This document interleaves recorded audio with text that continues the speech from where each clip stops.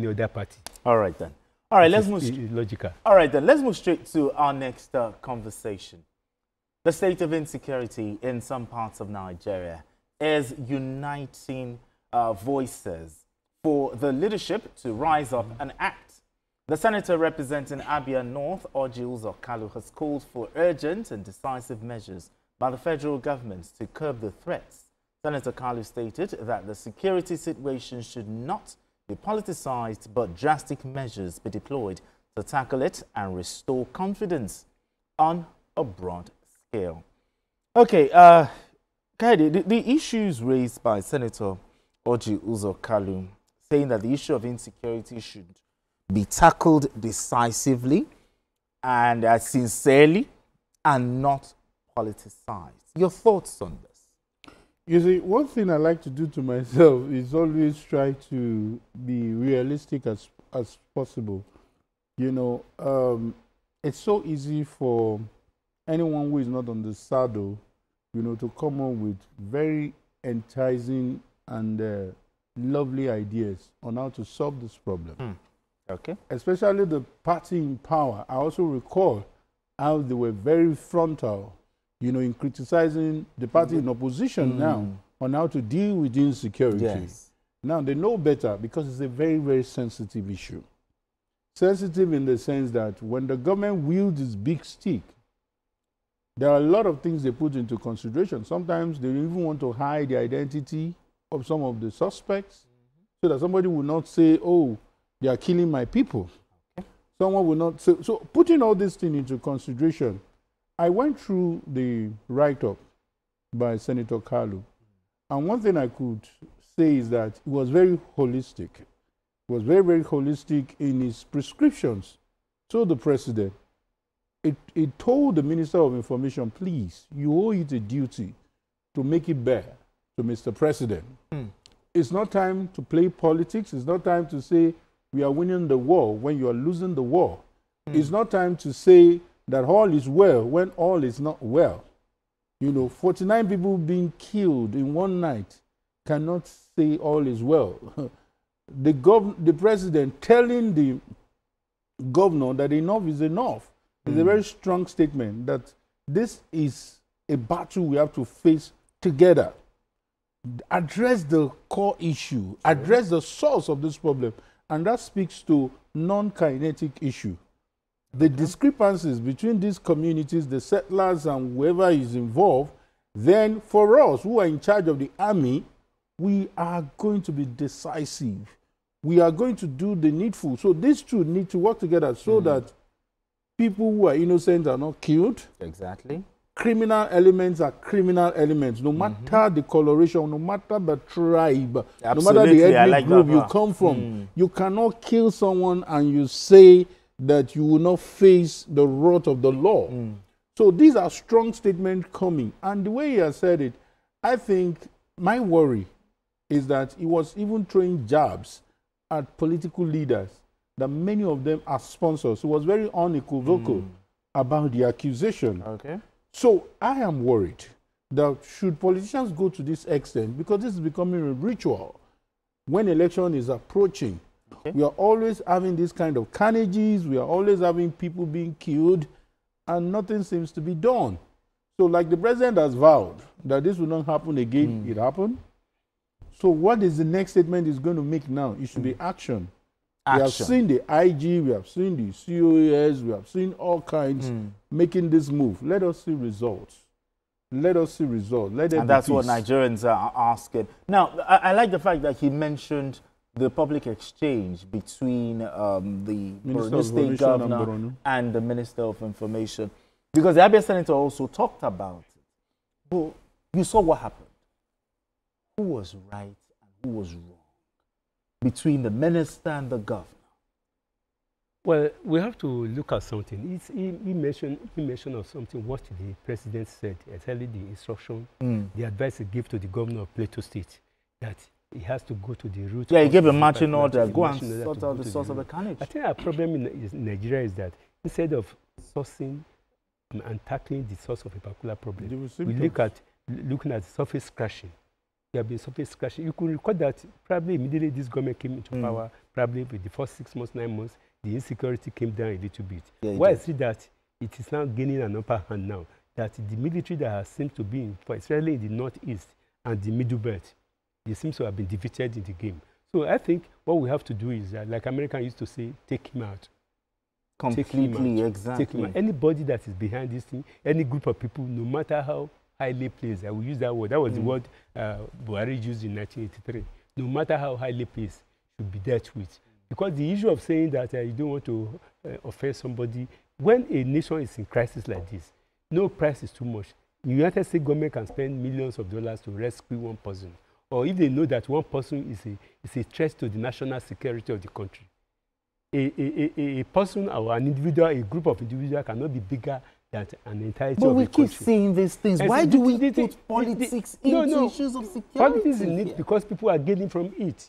Policy is in it because people are gaining from it. Like I said the other time, when you hear a garden making noise, it is because people are behind it. And there's also a saying that the fish, the leaf that is dancing on the surface of the water, the drummers are beneath the water. This time around, we should take out the drummers. The security forces know the drummers. Now, where should the political will come from? It should come from the president. Whose ox is you see, it should come from the top, the president. From the president, because he's the commander-in-chief of the armed forces of the Federal Republic of Nigeria. The governors can try to do something as the chief security officer, but he has limitations. Now, this matter has gone beyond police. It's a national security threat. Exactly. National security threat. And the national security threat, all agencies of government, all armed forces should be deployed towards nipping it in the bud, or else it will become a conflagration. Because if people are dislodged from the northeast, they come to the southwest. If people are dislodged from the southeast, they come to the southwest. That is seen to be relatively peaceful. When I was very young, Plateau State used to be one of the most peaceful states in Nigeria. Now, the weather, everything. So what led to that potatoes. is because of ethno-religious crisis that was caused by the military. There's no doubt about that. Because if you take some people out and tell them that they have more rights than the indigenous, and they displace some people, like what is happening in the Middle East now, it will happen. That is why the crisis in Plateau State will continue to happen. If you come to my hometown and you give a local government to people who are settlers, they will fight. That is normal. If you give a local government to people, I think the military who started this thing, especially in Plateau State and other states, people just go there, go give out local governments. And when somebody has been somewhere for 30 years, you cannot tell him he has no stake in that place. So we have to be holistic, and the president doesn't have to look at anybody. Okay, now, it's not about politics. Exactly. It's about being decisive. It's about being decisive. Now, but are there other measures you think the Nigerian states should take going forward in tackling this renewed insecurity situation that we have in our hands? You see, there have been some moves, and politics, again, stepped in. Ban open grazing. People said it's not possible. Whatever the nomadic lifestyle is, ranching is the way to go. Let's not play. You see, if you want to be political about it, we will say, no, don't hurt people's sensibility. The people who taught us this religion, don't try those archaic way of doing things. The rich, the people who are saying it is not possible, don't practice this open grazing. I mean, good number of them. They have their ranching. They have how they do all these things. So if you know the source of thing, why don't you tackle it? I saying that there should be outright ban. Exactly. There was a ruling open grazing in the late 60s about, I think it was a federal high court in Ibadan declared that open grazing is illegal. So I don't know why we cannot just tackle the problem. The moment we are still looking at the ethno-religious divide of Nigeria. But even though some states have banned it, we still see this people. Yeah, because it's not being enforced. It's not being enforced. It's not being enforced. The enforcement is the most important thing. When you make a proclamation or declaration by the president, action has to follow. It has to be enforcement. Absolutely. But unfortunately, because some people are playing politics out of it, they play to the gallery and begin to tempt the decision or the will. That's why they tie it to election. They are tempting the will of the president. And the president, as the commander-in-chief of the armed forces, you have every right at your disposal. Looking at the constitution of the Federal Republic of Nigeria, relatively, Nigeria's president is the most powerful in the world, relatively, because of the constitution. Yes. So he has all the powers to nib any pain, but it doesn't have to look at any political or religious consideration. Because you'll be surprised that those people who are funding this thing are people that are highly placed in Nigeria. Like I said, they are highly placed people who are in all parts of Nigeria. If there's a clash between herdsmen in Oyo State, go and investigate very well. 70% of those people who own the cows are people from that state. From Oyo State? 70% of those who own the cow roaming about all those people, they are from that state. But because we have a fixation about a certain tribe. A certain tribe. They are the ones doing that. We'll be looking at it and not look at it. So do you get the picture? So the policy is not targeted at any tribe. Any tribe. It's not. It's about the fact that some people just believe that nothing can be done. This is how we will go about it. And those people, you know, it is wickedness. You need to feed your cow for you to make your money. Then you cannot just go into people's farms and begin the political will to touch the untouchables. Untouchables. Very, very that's the way out. Yes. All right, gentlemen, we need to go on this quick break. And when we return, the conversation continues. Don't go anywhere. Still journalist hangout. We still have Tunde Abaton right here, and Kaidi Badende is also right here with us. So the part two of this conversation, you know, the Senator Ojuzo Kalu, also tasked Southeast leaders. That's true. You know, he tasked the youths to control. Southeast leaders they are tasking the youths to control the forests and the farmlands in their communities. In your opinion, from the eye of a journalist, is this a call for self-help? You see, once again, I'm trying to remember the name that Ojuzo Kalu used when he was the governor. Was it Bakassi or, you know, there was this vigilante group then. Trust me, it was more like it's a taboo to hear about someone stealing in the Southeast.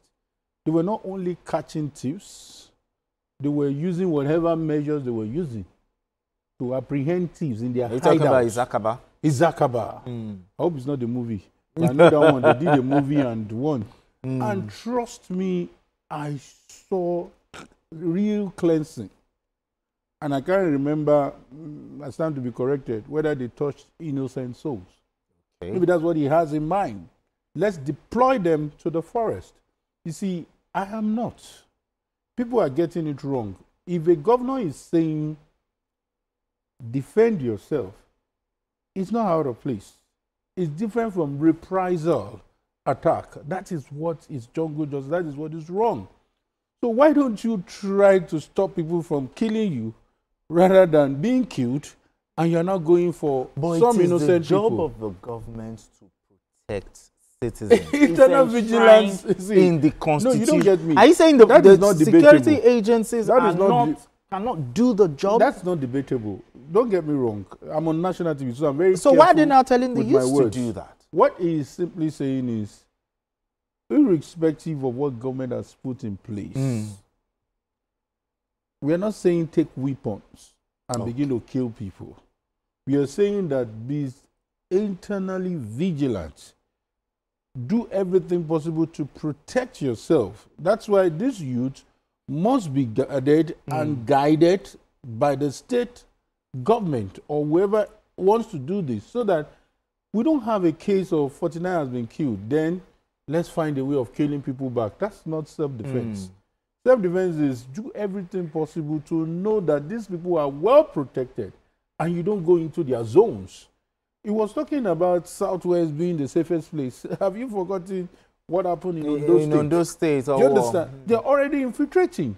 Are we going to be totally annihilated before we start waking up? Is this a good time to renew the call for state police? Exactly. Exactly. State police, the police people are part of you. They know the forest. They know who and who. Okay. They will know an external person. Like where I grew up, I walk 12 midnight, I walk 1 a.m. But if I get to a new place, I can't try it. Exactly. I don't know who is who. Somebody can stop me on the road. But if it's somewhere I grew up, somewhere I know, if somebody comes around 1 a.m., I know that this person that attacked me tonight, I'm going to his house the next morning. Explain to me. Exactly. Or quickly call my person, hey, from this oboe, they've come to attack me. But it's so It's so unthinkable to hear that people came from nowhere and they will kill you, they will take over your land, rape your wife, do all kinds of things. So it is just unthinkable. All right, talk to me. Your thoughts on this. Is this a call for self-help with what the Southeast leaders, telling the youth to protect, if you know the control the forest and the farmlands? If you know the operations of the security forces, especially the police, you will know that no police system can work without the local people that are on the ground. No strong man will allow another person. If a thief knows that the house is invading, the man is prepared and it's at alert. You will think twice before going to that house. It's either you are going to double the kind of arsenal you have before you move in. So what we are saying is that it is eternal vigilance that the governor is telling people to do. When we are prepared to resist, it is better to resist than allowed to be captured or burnt alive. So I think what we are saying is that irrespective of whoever is making that pronouncement, we should not leave out the fact that the police system itself cannot work except the people are ready to ward off any danger against them. So don't say it is a now when you say protect yourself, will they protect themselves with clubs, machetes, cutlasses? I think we have to forget about these security necessities and be prepared to bear the cart. Look, it has been proved over the years that the security and policing system has failed, whether you like it or not. So, will you prefer a system whereby you go to a whole town, you slaughter the whole people there? How will the police get paid? Because the citizens' tax is being used to fund the police system. So, if you fail to protect me, you cannot expect me to be a responsible citizen of the state. It is a failure of the security and policing system of Nigeria. Absolutely. And people have to do something to stop it. I'm not saying it is like I said, it is better to protect yourself rather than doing reprisal attack after you have been killed. I think it's a fine time for us to now say that I think the Nigerian government should now, as a matter of it, come up with a policy to deal with this issue once and for all. I think the primary thing is that instead of playing politics with say state police, people will use it against themselves. The advantages of state policing are much more to the people than the disadvantages. Let the governors activate the necessary law in their state of assembly and pronounce the state policing, and let the president be bold enough and strategic enough to use the political will. Let there be state policing. Any other measure that is against that, for instance, now like the Patriots recommended in 1999 that let us have if there's any insecurity that is beyond any state, let the federal police come in. So they can be, let the federal police come in. If it is between Lagos and Ogun State, federal police can come in. If it's between two regions, federal police can come in. So in this sense, each of the states will be able to defend themselves. Look, we are a federation, not a unitary system of government. And all parts of Nigeria has a kind of unique way of protecting themselves. Only today, the civilian JTF announced that about 1,000 Boko Haram has been handed up in Lagos. How did they do that? Did they say that it was the police? So now the police said civilians, about 1,000 Boko Haram infiltrators who are coming from the north down to Lagos. To do what? So I think we have to be practical about our security. Absolutely. We should not put everything on the Constitution, on everything. After all, if it is not the people, no matter what you put in the Constitution, if the people are not prepared to defend themselves, to use the dictum of eternal vigilance, people will continue coming. Anyway, I can be sure, you and I knew that 80% of these people committing crimes all over Nigeria, they are non-Nigerians. Okay. They are non-Nigerians. Okay. All right, gentlemen, let's move straight to our third conversation. It appears the recent decision by the federal government to sustain the Naira for crude policy is yielding results. The Dangote Petroleum Refinery has reduced the price of premium motor spirit, PMS, commonly known as petrol, for the second time